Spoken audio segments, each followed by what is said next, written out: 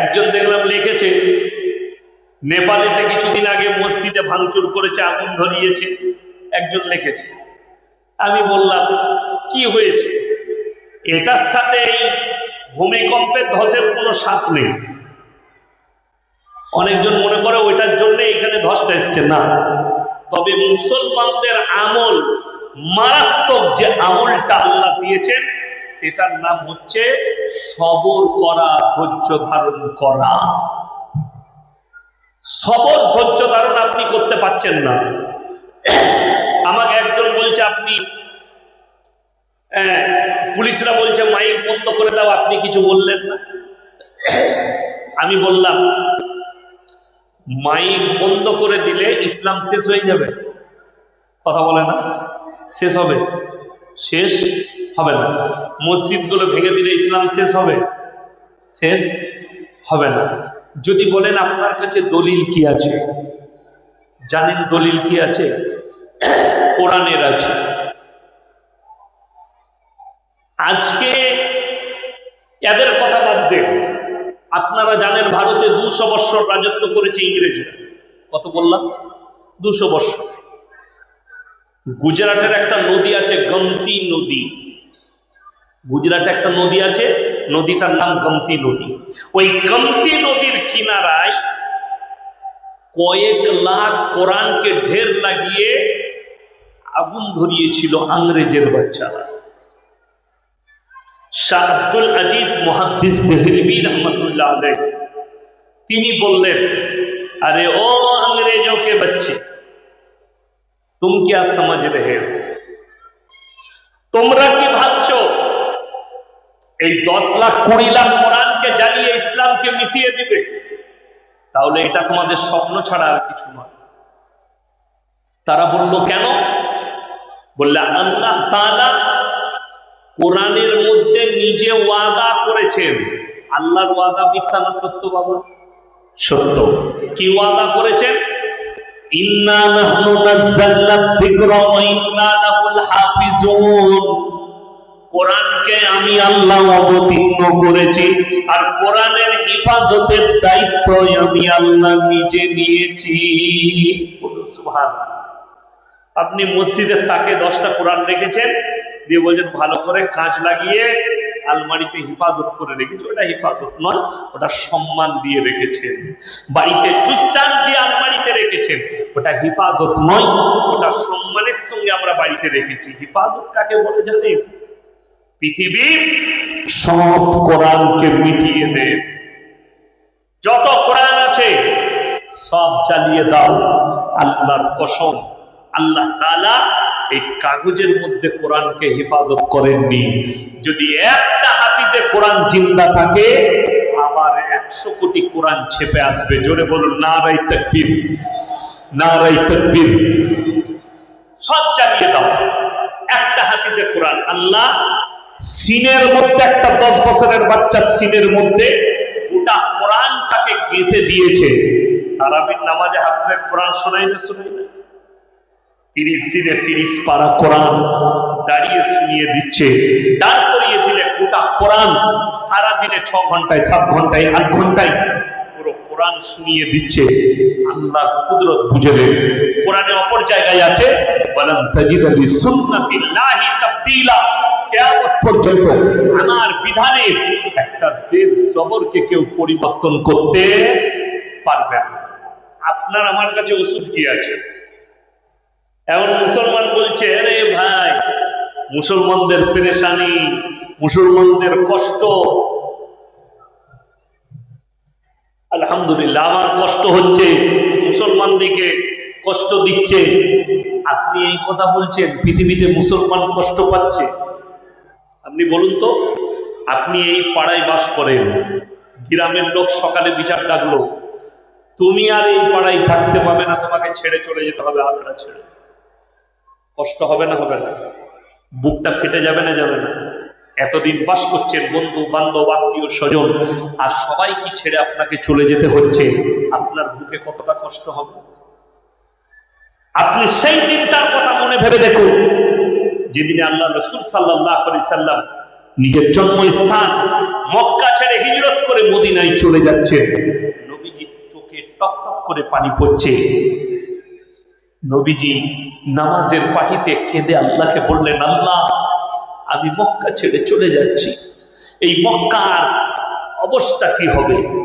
নবীজিকে আল্লাহ তাআলা উত্তর কি দিলেন জানেন? হে আমার নবী, আজকে তুমি মক্কা ছেড়ে চলে যাও, কালকে তোমাকে যেদিনে মক্কায় ফিরাবো তুমি হবে মক্কার বাদশা। জোরে বলুন সুবহানাল্লাহ। পরবর্তীতে নবীজি মক্কা বিজয় করেছেন, মক্কায় ফিরেছেন। তাইলে সবরের ফল মিঠা নাকি? আচ্ছা বলুন, নবীজি সাল্লাল্লাহু আলাইহি সাল্লাম যেদিনে নবুয়ত পেলেন সেদিনে একা না 200 কোটি? একা। আজকে 250 কোটি মুসলমান, জানেন? আচ্ছা, নবীজিকে কেউ দেখেছেন? দেখেননি। আপনি আপনার দিলকে জিজ্ঞেস করুন যে আপনি রাসূলকে মহব্বত করেন, কিয়ামতের দিনে নিজের চোখে আল্লাহর হাবিব সাল্লাল্লাহু আলাইহি সাল্লামকে আমরা সবাই দেখতে পাবো। জোরে বলুন সুবহানাল্লাহ। সেই দিনটার জন্য আপনি অপেক্ষা করুন, সেই দিনটার জন্য তৈরি হন। জানেন, আপনি মনে মনে ভাবছেন জান্নাতে যাব কিনা, আমি বলছি দুনিয়ার মহব্বত ছেড়ে জান্নাতের মহব্বত নেন। কেন জানেন? জান্নাতীদের জন্য সব থেকে বড় উপহার আল্লাহ রেখেছেন, সেটা হচ্ছে আল্লাহর দিদার। আমরা আল্লাহকে কেউ দেখেছি? আল্লাহর কসম, আল্লাহ দিদার করাবেন নিজে। জান্নাতীদেরকে আল্লাহ দিদার দিবেন, আল্লাহ দিদার হবে। এটাই হচ্ছে জান্নাতীদের উপহার। মুহাম্মদ সাল্লাল্লাহু আলাইহি সাল্লাম মক্কা ছেড়ে চলে গেলেন। আজকে জানেন, ভাইয়ের জন্য 1 ইঞ্চি জায়গা আমরা কুরবানি করতে পারি না, পারি না। ভাইয়ের জন্য 10 টাকা কুরবানি করতে পারি না। আর আপনি খোঁজ নেন, হাদিস কোরআন পড়ুন, ইসলামটা পড়ুন। নবীজি যখন হিজরত করে চলে গেলেন, মক্কা মদিনার আনসাররা তারা যে কুরবানি করেছে, কিয়ামতের সকাল পর্যন্ত পৃথিবীর আর কোনো মানুষ সেই কুরবানি করতে পারবে না। যার কাছে 2টো খেজুর গাছ ছিল, একটা খেজুর গাছ ভাইকে দিয়ে দিয়েছে, যারা মক্কা থেকে হিজরত করে এসেছিল, এটা তোমার। যার 2টো বিবি ছিল, তালাক দিয়ে দিয়েছে, তালাক দিয়ে ইদ্দত পালন করেছে, তারপরে সে নিকাহ করেছে। এইভাবে তারা কুরবানি করেছে, মাল দিয়ে, জান দিয়ে, সবকিছু দিয়ে কুরবানি করেছে। তারপরে আপনার কাছে ইসলাম পৌঁছেছে, তারপরে আজকে আপনি নিজেকে কালমাওয়ালা বলছেন, তারপরে আজকে আপনি নিজেকে মুসলমান বলে দাবি করছেন। অথচ সেই মুসলমানের কাছে হারামগুলো কি করে বৈধ হতে শুরু হয়ে গেল, সেই মুসলমানের কাছে অবৈধ কি করে বৈধ হতে শুরু হয়ে গেল। আপনি কি করে আশা করছেন যে একটা মানুষের দ্বারা আপনি জান্নাতে যাবেন? নিজের আমলের দ্বারা না। আজকে বোঝা যাচ্ছে, আপনি খোঁজ নিয়ে দেখুন। সমাজের লোক এসে আমাদেরকে বলছে, হুজুর ব্যবসা তো চালাচ্ছি, মিটিয়া মুড়িয়ে কোটি কোটি টাকার ব্যবসা করে,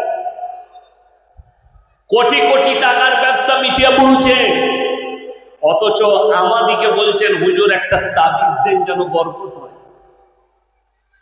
আকড়ার মাটিতে আপনি ব্যবসা করছেন, আপনার বাড়িতে এলাম, বাজার একটু খারাপ, বলছে হুজুর দেওয়ালির বাজার, সামনে দেওয়ালি আছে, কিন্তু ব্যবসার বাজার একটু হাল খারাপ, একটা তাবিজ দেন না যেন আমার ব্যবসায় বরকত হয়। তো আমার তাবিজে তোমার ব্যবসায় বরকত হলে আমি জলসা করতে আসতাম কেন? কথাটা বলতে পারেন? আমি তো তোমার থেকে বেশি বড় লোক হতাম।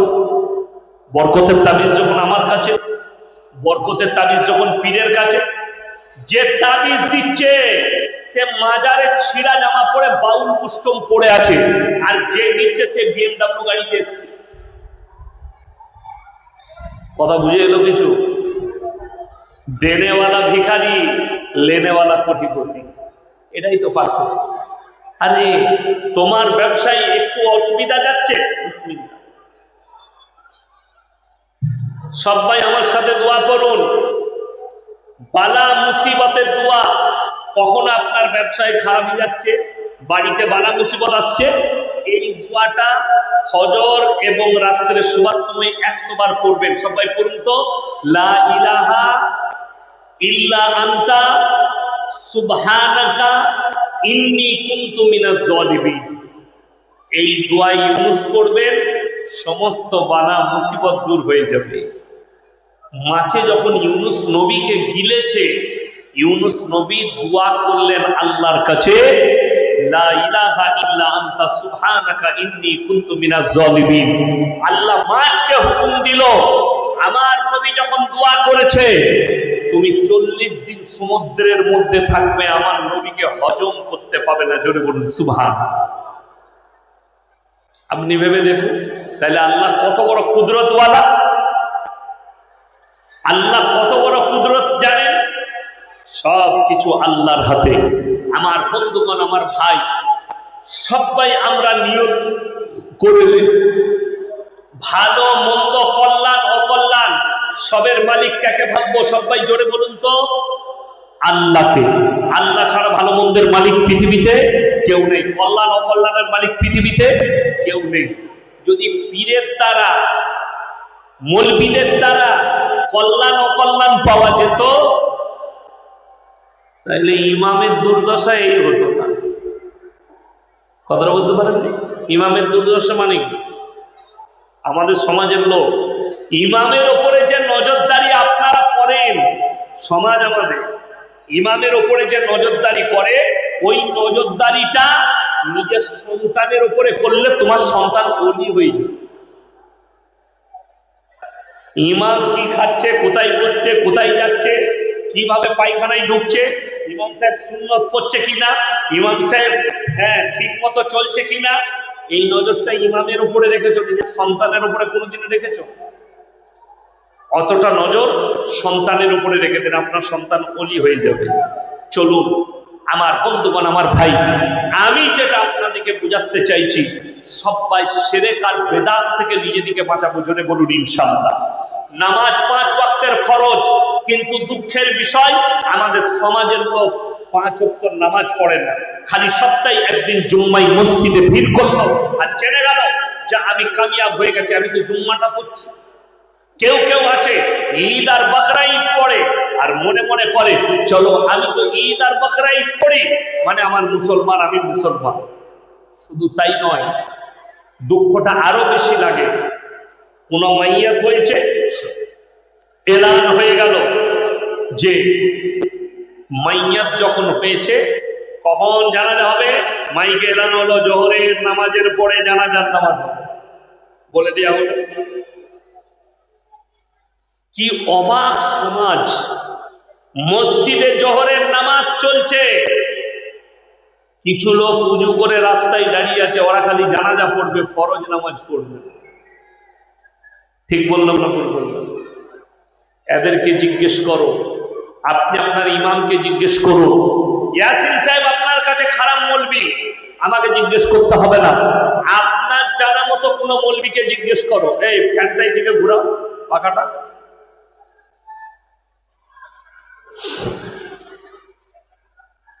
বাস, আপনি আপনার জানা মতো মৌলবিকে জিজ্ঞেস করুন যে কেউ যদি জানাজার নামাজ ছেড়ে দেয়, গুনাহ আছে কিনা? কোনো গুনাহ নাই। কিন্তু কেউ যদি জেনে বুঝে ফরজ নামাজ ছাড়ে, সে গুনাহ কাবীরা করলো, বড় গুনাহ করলো। অথচ আপনি ভেবে দেখুন, আপনি কটা ফজর কাজা করেছেন, আপনি কটা এশা কাজা করেছেন, কটা আসর কাজা করেছেন, কটা মাগরিব কাজা করেছেন, কটা জোহর কাজা করেছেন। আপনি একবার মনে মনে ভেবে দেখুন। আর আল্লাহর কাছে কি দাঁড়িয়ে জবাব দেবেন, কবরে কি জবাব দেবেন, আপনি একবারও ভেবে দেখেছেন? আপনি অন্য জাতিকে গালি দিচ্ছেন, কিন্তু আপনি অবাক হবেন, ঈদের দিন থেকে, রমজানের ঈদের দিন থেকে টানা 10 দিন হাওড়া জেলায় জলসা করেছি। প্রত্যেক দিন টানা 10 দিন হাওড়া জেলায় জলসা ছিল। বিশ্বাস করুন, অঙ্কুরহাটি মোড়ের নাম শুনেছেন? অঙ্কুরহাটি, হ্যাঁ, অনেকগুলো হাট আছে ওইখানে কাপড়ে। আমি ওখানে জলসাও করেছি। ওই অঙ্কুরহাটি মোড় থেকে 300 মিটারের মাথায় মসজিদ আছে। ঠিক বললাম না? 200 থেকে 300 মিটার হবে মসজিদটা, বরঞ্চ আরো কাছে হতে পারে। ওই মসজিদ থেকে 200 মিটারের মাথায় বিরাট বড় স্টেজের মতো করেছে, কমপক্ষে 20 থেকে 30টা ডিজে লাগিয়েছে। চাঁদ রাত থেকে লেখা আছে ঈদের শুভেচ্ছা, ঈদ মুবারক লেখা আছে উপরে। 3 থেকে 4 দিন বেধাড়াক্কা ডিজে বাজছে। আমি একদিন রাতের বেলায় 12টায় জলসা শেষ করলাম বাগনানে। এসে যখন গাড়িটা দাঁড় করালাম, সিগন্যাল আছে, সিগন্যালে গাড়ি দাঁড়িয়ে গেল। তো আমার গাড়ির বাইরে সচরাচর আওয়াজ ভেতরে ঢুকে না, কিন্তু পুরো গাড়ি কাঁপছে, আমার বুকটাও কেঁপে যাচ্ছে। আপনি জিজ্ঞেস করুন, যারা লাগিয়েছে ঈদ মুবারকটা, তারা কি কোনো অমুসলিম ভাই? এই মুসলমান যুবকগুলো, আপনার আমার ঘরের সন্তান, এটাকে যদি কোনো বাপের বেটা পৃথিবীর মলবি হালাল বলতে পারে, তার জুতোর মালা পরবো, তা নাহলে তার মুখে জুতোটা গুঁজে দেবো ইনশাআল্লাহ। একটা দলিল দিতে পারলে। অথচ এই হারামখোরের আওলাদগুলো 3 দিন ধরে ডিজে বাজাচ্ছে। এতে আপনার মসজিদের নামাজের অসুবিধা হয়নি, আপনার নামাজের আকীদার অসুবিধা হয়নি, ইমানের অসুবিধা হয়নি। এখন একটা অন্য ধর্মের মানুষ ডিজে বাজিয়ে তার ধর্ম পালন করুক, আপনি থানায় গিয়ে অভিযোগ করছে আমাদের মসজিদের সামনে দিয়ে ডিজে বাজিয়ে গেছে, নামাজের অসুবিধা হয়েছে। সলমর ওই প্যান্ডেলের শেষ মাথায় মসজিদ, হাই রোডের গায়ে আমি নামাজও পড়েছি। একবার মাগরিব পড়েছিলাম মনে হয়, আর একবার আসর পড়েছিলাম। আমরা বাপ বেটা জলসা করতে যাচ্ছিলাম। তো ওইখান থেকে ওইখানে এতটুকু 50 মিটার, তার মধ্যখানে হাই রোডের ওপরে 10খানা বক্স লাগিয়ে চাঁদ রাত থেকে ডিজে চলছে। পাঁচলা মোড়ে, নিমদিঘি মোড়ে, বাগনানে, কটা দিবেন? মুসলিম যুবকরা পাড়ায় পাড়ায়। শুধু আপনাদের হাওড়া, এই হাওড়া জেলায় নয়, 24 পরগনা নয়, আমার বর্ধমান, মুর্শিদাবাদ, আমার কাছে পোস্টার আছে। ঈদ উপলক্ষে বুগি বুগি ড্যান্স পোস্টার আছে। ঈদ উপলক্ষে কারা নাচবে? ন্যাংটো মেয়েরা নাচবে, ছোট ছোট পোশাক পরে তারা ড্যান্স করবে। এরা আলহামদুলিল্লাহ মজা নেবে। এটার নাম তাদের কাছে শরীয়ত, তাদের কাছে ইসলাম। আপনি তাকে জিজ্ঞেস করুন, এটা বললে আমি খারাপ বলবি, এটা বললে আমি হারামখোর হয়ে গেলাম, বড় কষ্ট লাগে। আমার বর্ধমান টাউনে একজন ফোন করে আমাকে বলছে, আপনি জলসায় গালি দেন কেন? ভাই আমি মা বোনদের জীবনে, আপনারা শুনেছেন আমি মা বোনদের গালি দিয়েছি জলসায়? কোথাও দিই, আর বার করে দেখিয়ে দিতে পারলে আমি আর জলসা করবো না জীবনে। বলছে আপনি হারামখোর বলেন কেন? আমি তাকে বললাম, যে সুদ খায় তাকে কি বলবো? আল্লাহর ওলি বলবো? কথা বলে না, যে সুদ খায় তাকে কি বলবো? আল্লাহর ওলি বলবো তো নাকি? হ্যাঁ, যে মদ গাঁজা খায় তাকে কি বলবো? আব্দুল কাদের জিলানী বলবো? মদটা হারাম না হালাল? হারাম। তাহলে যে খাইছে হারামখোর। সুদ হারাম, যে খাইছে হারামখোর। যদি তুমি বাপের বেটা হও, যে মদ খেলে তাকে হারামখোর বলা যাবে না। তোমার বাপের বেটা মৌলবি থাকলে নিয়ে এসো, আর তোমার হিম্মত থাকলে স্টেজে এসো, আমি আছি। শ্বাস নালীটা উপরে দেবো সেই মৌলবীর, যে বলবে হারামখোর বলা যাবে, যে বলবে সুদ খেলে তাকে হারামখোর বলা যাবে না, তার শ্বাস নালীটা উপরে দেবো ইনশাল্লাহ। এত বড় কথা যদি কেউ বলে, আরে হারামখোরকে হারামখোর বলবেন না তো কি বলবেন? যদি তাকে উনি বলতে চান, সে মাল তো জীবনে ছাড়বে না। আপনি কি মনে করেছেন যে আমার মাদ্রাসায় চাঁদা দিলে আমি হারামটাকে হারাম বলবো না?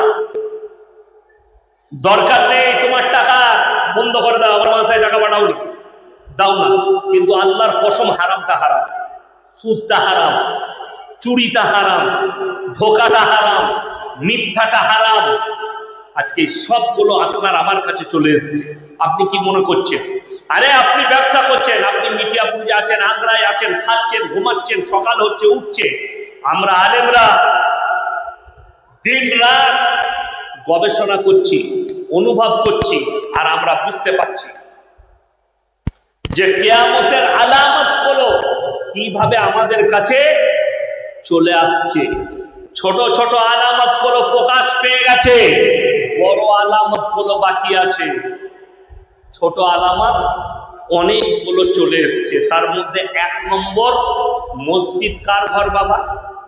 আল্লাহর ঘর। নবীজি বললেন কিয়ামতের আলামতের মধ্যে একটা আলামত যখন তোমরা দেখতে পাবে, মসজিদের ভেতরে, কোথায় বললাম? মসজিদের ভেতরে মানুষ দুনিয়াদারির কথা আলোচনা করছে, তখন বুঝতে পারবে কিয়ামত কাছে চলে এসছে। নাম্বার 2, আচ্ছা এখন জুম্মার দিনে মসজিদে দুনিয়াদারির কথা আলোচনা হয় না হয় না? নামাজ শেষ, এশার নামাজের পরে ও বসে কোরআন তেলাওয়াত করবে কোথায়? মসজিদে। হাদিসে আছে আপনি মসজিদে যখন প্রবেশ করবেন ইতিকাফের নিয়ত করে প্রবেশ করতে হবে। মসজিদে ঢুকে গেলে জিকির, আজকার, কোরআন তেলাওয়াত, আল্লাহ রসুলের ছাড়া কোনো কথাই দুনিয়াবি আলোচনা চলবে না।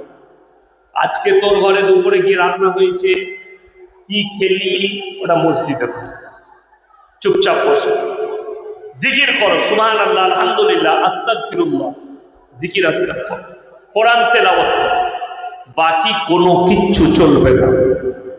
নাম্বার 2, নবীজি বললেন যখন তোমরা দেখতে পাবে রাস্তাঘাটে, রাস্তায় নারী আর পুরুষ গাধার মতো জিনা করতে শুরু করেছে। এখন হচ্ছে না হয়নি? মোবাইল খুলে, ফেসবুক খুলেন, ইউটিউব খুলেন, ইনস্টাগ্রাম খুলেন, টুইটার খুলে দেখুন, সব জায়গায় রাস্তাঘাটে, হাইওয়ের উপরে, রাস্তার উপরে দাঁড়িয়ে গাধার মতো জিনা হচ্ছে। সাহাবীরা বললেন ইয়া রাসূলুল্লাহ, এমনও দিন আসবে? নবীজি বললেন 100% আসবে। কিছু লোকের মধ্যে রং, হাফেজ হওয়ার পরে মাদ্রাসায় পড়াতে হবে আর মসজিদে ইমামতি করতে হবে। কে বলল? আপনার ছেলে হাফিজে কোরআন হয়েছে, তারপরে তাকে ডাক্তার করুন, মাস্টার করুন, আইপিএস করুন, উকিল করুন, ম্যাজিস্ট্রেট করুন, জীবনে চোর হবে না, ঘুষখোর হবে না, বদদিন হবে না, বেঈমান হবে না, কওমকে ধোঁকা দিবে না। আপনারা তো মোবাইলে দেখতে পাচ্ছেন মুসলমানের নাম নিয়ে কতগুলো নেমক খারাপ মুসলিমকে ধোঁকা দিচ্ছে, কতগুলো নেমক খারাপ, অবাক হয়ে যাবে। আমি এখনো বক্তব্য শুরু করিনি, করব। আমি খালি আপনাদেরকে বুঝাচ্ছি যে আপনাকে আমাকে কিসের ওপরে টিকে থাকতে হবে? ইকরার ওপরে, ইকরার ওপরে টিকতে হবে। শুধু আমাদের বছরটা কিসে কেটে যাচ্ছে জানেন? জলসা, জুলুস, রাজ্জা, গজ্জা, খিচুড়ি, বিরিয়ানি, ওরস, পরশ, সিজদা, কবর, চাদর, গদ্দর, পুরো বছর। আচ্ছা বলুন তো, কোরআনে আছে সমস্ত নবীর ওপরে আমাদেরকে বিশ্বাস আনতে হবে না হবে না? কথা বলেন, আনতে হবে না হবে না? যে সবাই আল্লাহ নবী, আল্লাহ পাঠিয়েছেন দূত হিসাবে। কোরআনে আছে কেউ যদি বলে আমি খালি হযরত মুহাম্মদ সাল্লাল্লাহু আলাইহি সাল্লামকে আল্লাহর নবী মানবো, বাকি কেউ কি নবী মানবো না, সে কাফের হয়ে যাবে। এরা কোরআন যদি বলেন কোরআনে কোথায় আছে? কোরআনে সূরা বাকারার একবারই প্রথমে আছে, والذين يؤمنون بما أنزل إليك وما أنزل من قبلك। হে নবী বলো, যতগুলো নবী পয়গম্বর পাঠিয়েছি এদেরকে যেন তারা নবী বলে বিশ্বাস করে।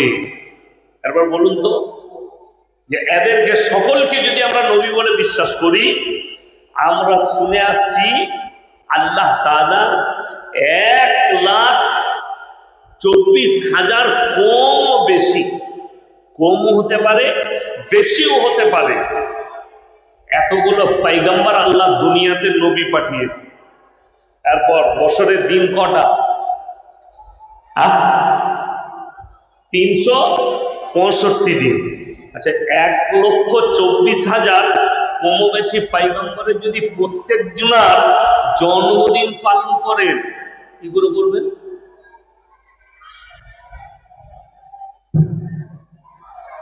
কি করে করবেন আমাকে বুঝান, আর ওই মৌলবীকে ডাকে। আমি কিন্তু কোরআন শোনালাম যে কোরআনে আছে প্রত্যেকটা নবীকে নবী বলে বিশ্বাস করতাম। এরপরে এতগুলো নবীর জন্মদিন, আরে বড় কষ্ট লাগে। সারা বৎসর তো এই করে কেটে গেল। খিচুড়ি, হালুয়া, কালকে যা হচ্ছে না, ভিডিও করে ফেসবুকে ছাড়ছে, নবীর জন্মদিন উপলক্ষে খিচুড়ি করেছি। আর মৃতদিন উপলক্ষে কি করলি? নবীজি দুনিয়া থেকে গিয়েছে সেই দিনের জন্য কি করলি? উত্তর নাই। উত্তর কি জানেন? আমরা যদি বলতে যাই, উত্তর হচ্ছে মা বোন তুলে গাল, হাদিস কোরআনের দলিল নয়। এটা হচ্ছে মুসলিমের আচরণ, বেদাতীদের আচরণ। আর যারা বেদাতের উপরে টিকে আছে তারা পদভ্রষ্ট। সবাই দোয়া করবেন, আল্লাহ শিরক আর বেদাত থেকে আল্লাহ আমাদেরকে হেফাজত করুন, বলুন আমিন। আর নিয়ত করলেন জিন্দেগিতে হাত তুলে বলুন, নামাজ আমরা কাজা করব না, বলুন ইনশাআল্লাহ। যেখানে থাকুন, যে হালতে থাকুন, নামাজ কাজা করব। কেন জানেন? আল্লাহ তাআলা সিগন্যাল দিচ্ছে, সিগন্যাল। আপনি মনে করেন না আমার বাড়িটা খুব দামি সিমেন্ট দিয়ে বানানো আছে, আমরা তো আকড়ায় আছি। এত সুন্দর জায়গা কলকাতা টাউন। তাহলে মোবাইল খুলে দেখুন, তারা স্বপ্নেও জানতে পারেনি সেকেন্ডের ভেতরে খালি 10 থেকে 15 মিনিটের ভেতরে হাওড়া ডিস্ট্রিক্ট গঙ্গা ফেরবে। ঠিক কিনা? গঙ্গার ওপারটা কি? হাওড়া।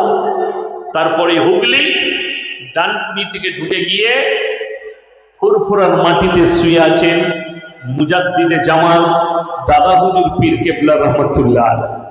তেনার ওসিয়তনামায় লেখা আছে, মেয়েদের মাজারে যাওয়া হারাম।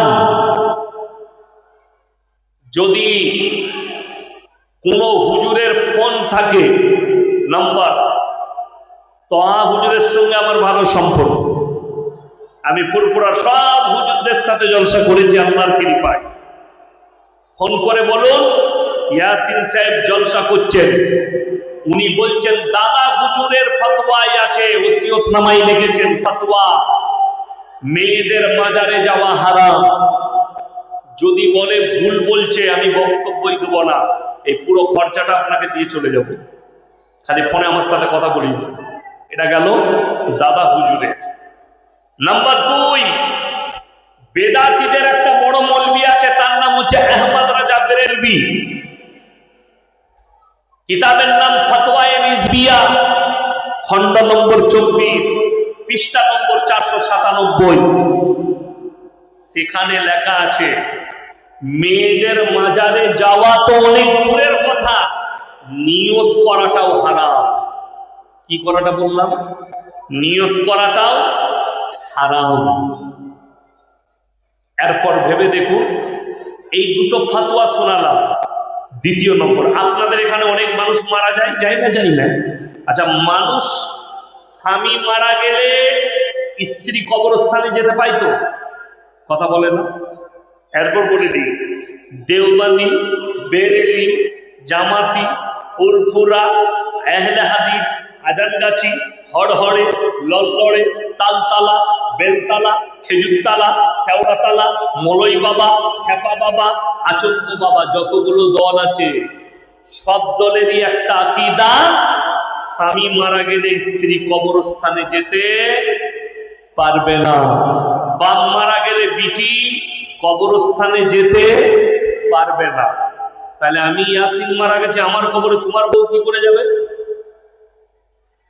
কথাটা বুঝতে পেরেছেন না? পারে। আচ্ছা বলুন, পীরের সাথে পীরের সাথে আপনার স্ত্রীর সম্পর্ক বেশি না স্বামীর সম্পর্ক বেশি হবে? স্বামীর সম্পর্ক। রাতের জননী, তাইলে স্বামী মারা গেলে স্ত্রী কবরস্থানে যেতে পাবে না, আর ইয়াসিন মারা গেছে আমার কবরে তোমার বউ গিয়ে গড়াগড়ি খাবে? অবাক লাগে।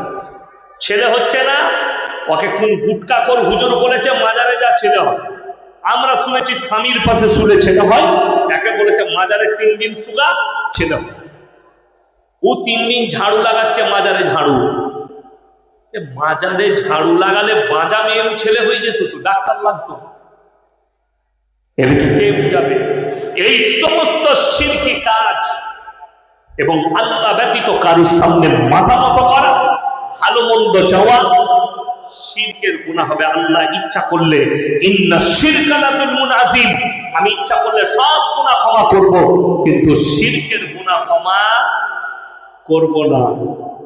আমার বন্ধুগণ, আমার ভাই, আপনি কখনো এটা বলেছেন কোন মৌলবীকে যে হুজুর আপনি এসছেন একটু হারাম হালালের বয়ান করবেন, একটু দিন বাতিলের বয়ান করবেন, একটু শিরক বিদআতের বয়ান করবেন, কুফরির বয়ান করবেন? আপনি কাকে গালি দিচ্ছেন? গালি দিয়ে কি করবেন? কোন অমুসলিম ভাইকে আপনি গালি দিচ্ছেন? আমি আপনাকে আপনার ধর্মের প্রমাণ দিচ্ছি। আপনি এই মিলাদুন নবীর নাম করে গাড়িতে ডিজে লাগিয়ে, মাইক লাগিয়ে, ডিজে গান বাজিয়ে ড্যান্স করার নামকে ইসলাম বলছেন, তাইলে ওই রকম ইসলামের থুপ ফেলা দরকার। আপনি যদি মনে করেন মুহররমের নামে তলোয়ার নিয়ে ঢোল বাজনা বাজিয়ে ডিজে বাজিয়ে বুক ফাড়া বিট ফাড়া এটাকে যদি ইসলাম মনে করে, তোমার ইসলামের থুপ ফেলা দরকার। তুমি যদি মনে করো যে পুরো বৎসর নামাজ পড়বো না, শবে বরাতের রাত্রে সারা রাত নামাজ পড়ব, তোমার নামাজ পড়ায় থুপ ফেলা রইল, ওই নামাজ আল্লাহর কাছে মূল্যবান হবে না। কেন জানেন? একটা ছেলে কোনো পরীক্ষা দেয়নি, খালি মৌখিক পরীক্ষা দিয়েছে যে ফার্স্ট ডিভিশনে পাস করবে তো নাকি, তাকে মাস্টার নম্বর কিসে দিবে? ঝাঁটা করে নম্বর দিবে, ঝাঁটা করে। কবরে যদি ফেরেশতারা জিজ্ঞেস করে 5 ওয়াক্তের নামাজ, বলে ওটা খালি পড়তে পারি না। রোজা, বলে ওটা পেটে পাইতে, বলে রাখতে পারি নাই। বলে কি করেছি? বলে শবে বরাতের দিনে 120 রাকাত নামাজ পড়েছি। বলবে রেডি হ, তোকে কাবাব শেখা করবো। শিক কাবাব খেয়েছেন? শিক কাবাব করবে, ছেঁকে ছেঁকে ফাটিয়ে দেবে। নামাজ নাই, রোজা নাই, দিনদারি নাই, শবে বরাত নিয়ে মারামারি, হালুয়া রুটি নিয়ে মারামারি, আপনার মারামারি করছে মুহররমে ঢোল বাজনা বাজি। অবাক লাগে।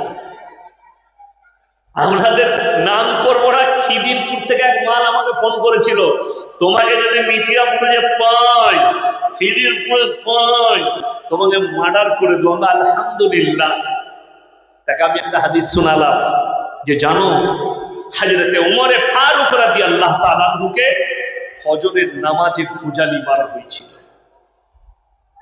শুনে যান ইতিহাসটা। কোন নামাজে বললাম? ফজরের নামাজে কোমরে ভুজালি বেরোচ্ছে। হযরতে উমর পড়ে গেছেন। সাহাবীরা এত ঘন দাঁড়িয়ে নামাজ পড়তেন, সেই বেঈমান আর বেরিয়ে পালাতে পারেনি, আটকিয়ে গেছে, ধরা পড়েছে। হযরতে উমর বললেন, আমাকে কে ছুরি মারলো? সাহাবীরা বললে, বেঈমানের চর লুলু তোমাকে ভুজালি মেরেছে। বললে, আল্লাহ শুকর আদায় করছি, আমাকে কোনো মুসলমানে মারেনি। তুমি যদি আমাকে হত্যা করো, যারা মার্ডার করার হুমকি দিচ্ছ, আমার মোবাইল খুললে দেখতে পাবেন কতগুলো মার্ডারের হুমকি আসে। কেন? ঢোল বাজনা নিয়ে বলতে পাবে না ওটা ওদের জন্য জায়েজ, গান বাজনা নিয়ে বলতে পাবে না ওটা জায়েজ, মাজারে গড়াগড়ি খাবে এটা বলতে পাবে না জায়েজ। আমি বলবো না।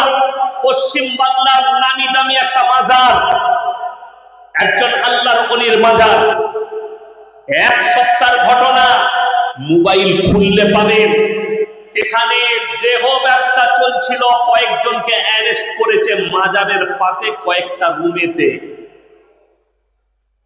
আমি বললে আপনার গায়ে লাগবে, আমি বলিনি, প্রশাসন বলছে। রাজ্যের পুলিশ প্রশাসন সেখানে রেড করেছে এবং ধরা পড়েছে মাজারের পাশের রুমেতে। আমি একটা জালসাই বলেছি, যদি বর্ধমান জেলা, বীরভূম, মুর্শিদাবাদ কারোর যদি বউ পালি যায়, কারোর বিটি পালি যায়, কোথাও খুঁজে পাবে না। হয় দীঘায় পাবে, নাইলে পাথর চাবড়িতে পাবে। বীরভূমের মাজার আছে পাথর চাবড়ি, ওখানে পাবেন, ঘর ভাড়া পাওয়া যায়। আমি নাম করবো না, যিনি শুয়ে আছেন বারহাক আল্লাহর ওলি। কিন্তু বড় কষ্টের বিষয়, গাঁজা ইসলামী শরীয়তে হারাম। আর পশ্চিম বাংলার নয়, ভারতবর্ষ বাংলাদেশ পাকিস্তানের 100টা মাজারের মধ্যে 99টা মাজারে গাঁজার আর মদের আসর বসে। খোঁজ নিয়ে দেখুন, আমি মিথ্যা বলি। 100টার মধ্যে 99টা মাজার, অথচ বলছে এখানে দিন আছে। আরে শুনে রেখে দেন, আমার রাসূল সাল্লাল্লাহু আলাইহি সাল্লাম হাদিস বর্ণনা করলেন, যার নামাজ নেই তার মধ্যে ইসলাম নেই, যার নামাজ নেই তার মধ্যে ইসলাম নেই। আল্লাহ রাসূল সাল্লাল্লাহু আলাইহি সাল্লাম জানেন কেমন ছিলেন? তিনি ছিলেন না বেশি লম্বা, না বেশি খাটো, মধ্য হাইটের ছিলেন। নবীজি সাল্লাল্লাহু আলাইহি সাল্লাম রাতের অন্ধকারে কোথাও দাঁড়িয়ে থাকলে মনে হতো কোনো চন্দ্রের আলো যেন চমক দিচ্ছে। বলুন সুবহানাল্লাহ। নবীজি দেখতে এত সুন্দর ছিলেন, উজ্জ্বল বর্ণের ছিলেন। চাঁদ ও লজ্জা পেত নবীজির সৌন্দর্যতাকে দেখে। নবীজির ভুরুগুলো টানা টানা ছিলেন, চুলগুলো কানের লতি পর্যন্ত সুন্দর ছিল। নবীজি সাল্লাল্লাহু আলাইহি সাল্লাম তিনি আখলাক, চরিত্র, পৃথিবীর বুকে মানবতা দেখাতে এসেছিলেন। নবীজি মানবতা দিয়েছেন, নবীজি সভ্যতা দিয়েছেন। নবীজি আসার পরে মানুষ সভ্যতা খুঁজে পেয়েছে। অনেক মানুষ আমাদের দেশে শিক্ষিত অশিক্ষিত, যারা নবীজিকে গাল দেয়, যারা মৌলবীকে গাল দেয়, যারা কোরআন হাদিসকে গাল দেয়, তাদেরকে অনুরোধ করে বলবো, আপনাদের কাছে বিনীত অনুরোধ, সে হিন্দু হোক, সে মুসলিম হোক, সে শিখ হোক, সে ঈসাই হোক, শিক্ষিত ব্যক্তিটিকে বলবো একবার জীবনে হলেও বায়োডেটা ও মুহাম্মদ সাল্লাল্লাহু আলাইহি সাল্লাম নবীজির জীবনীটা পড়ে দেখুন। আপনার জীবন পরিবর্তন হয়ে যাবে, আপনার জীবনে সবকিছু পরিবর্তন হবে। নবীজি সাল্লাল্লাহু আলাইহি সাল্লামের কাছে তলোয়ার ছিল। নবীজির জীবন দশায় মানুষ তো অনেক দূরের কথা, একটা প্রাণী পর্যন্ত ক্ষত বিক্ষত হয়নি। বলুন সুবহানাল্লাহ। তলোয়ার ছিল, ক্ষত বিক্ষত হয়নি। যুদ্ধের ময়দানে নবীজি কোনোদিন কারোর উপরে তলোয়ার চালায়নি, শুধু আত্মরক্ষা করেছে, আটকিয়েছে। জানেন